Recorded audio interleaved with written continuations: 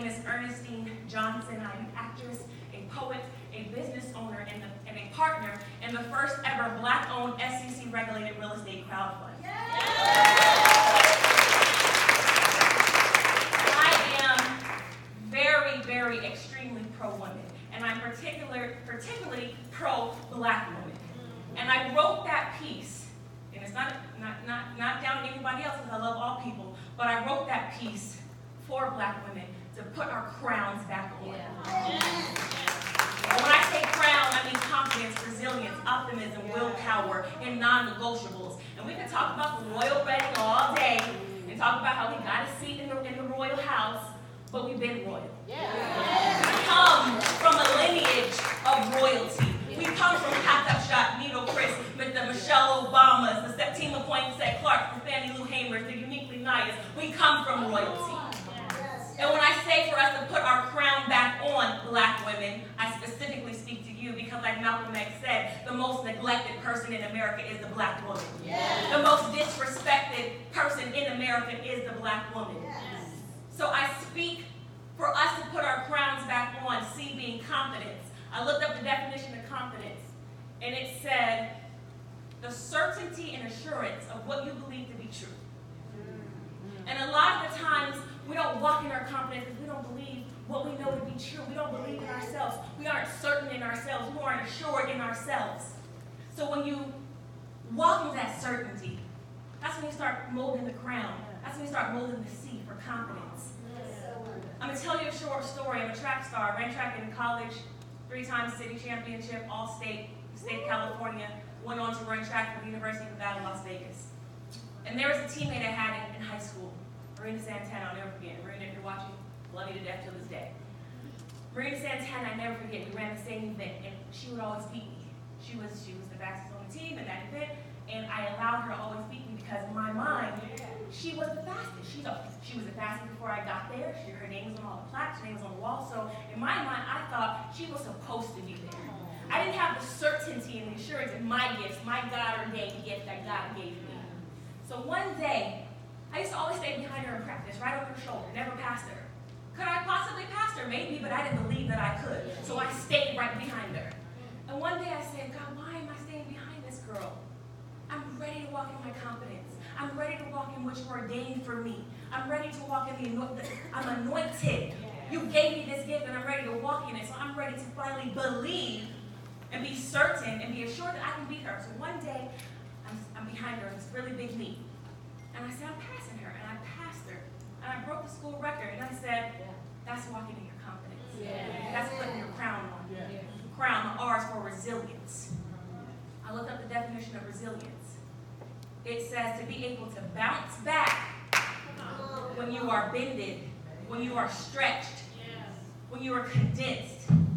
How many of us have been bended, stretched, condensed? How many of us have brothers who passed, mothers who passed, divorcees? We've all been bended, but we came back.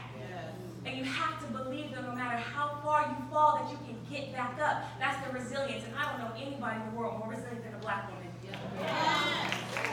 I don't know anybody more resilient in the world than a Black woman. O is for optimism. This morning, I'm riding with Naya. This is how we have to think optimistically. We have to find the positive in everything. Naya this morning woke up, she's frantic, she's frazzled, she lost her, something happened to her phone. I am a host, she's hosting me, I don't know her. We just met, we're just building. They had me out in a nice hotel, and the hotel said, well, you have to check out, you only have one night. I said, no, I have 2 nights. Naya and them, you better talk to them because they supposed to have me here 2 nights. She's like, well, yeah, we only have you for 1 night, and we also don't have anybody's credit card on file, so you're gonna have to give us your credit card.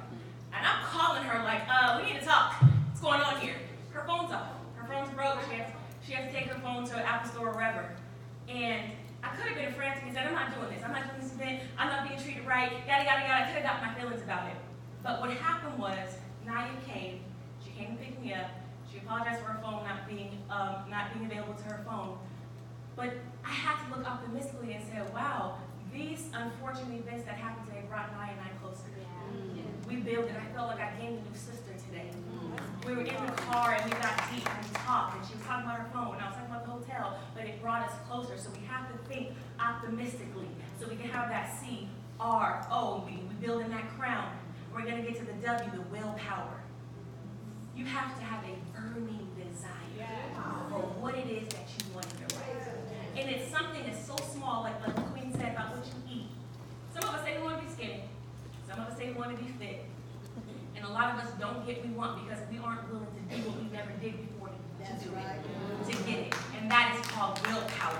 It's an undying need to want to accomplish something that you say you want to have for your life. And we get to the end, the non-negotiables.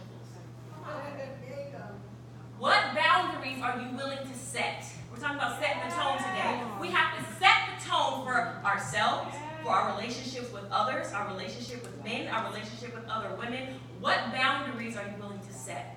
What are your requirements that are non-negotiable? My fiance, I remember when we first started dating. He dropped me off at my high-rise. Well, nice date, had a nice dinner, laughs, good energy, good vibe. I knew he was going to be my husband from then. But he drops me off at my high-rise and he drives off. And I called him dead in his tracks. I said, hello. I said, don't you ever drive off before you see me get in my door. That was a non-negotiable for me. And it's the smallest nuances that set the tone for how you allow people to treat you. You teach people how to treat you. That was a non-negotiable for me. And it was small, and it was a small nuance. But to this day, and he's a gentleman, and he may have just been rushing. But to this day, he makes sure, if he's dropping me off somewhere, I get in. He calls, make sure, did you get in safe? Are you good? Because those were non-negotiables. And I'm going to leave you with this. I could talk all day. I'm going to leave you with this. Don't come here today and just go home motivated. Because a lot of times we come to these things and we're pumped and we're motivated. Like, yeah, I'm ready to take on life. Take away something today. One queen left with a worksheet. Another queen said these are 3 things you can do to work out at home. Go home and actually implement the tools and resources that you learned today. Don't just go home and feel motivated and then get in your car and go, well,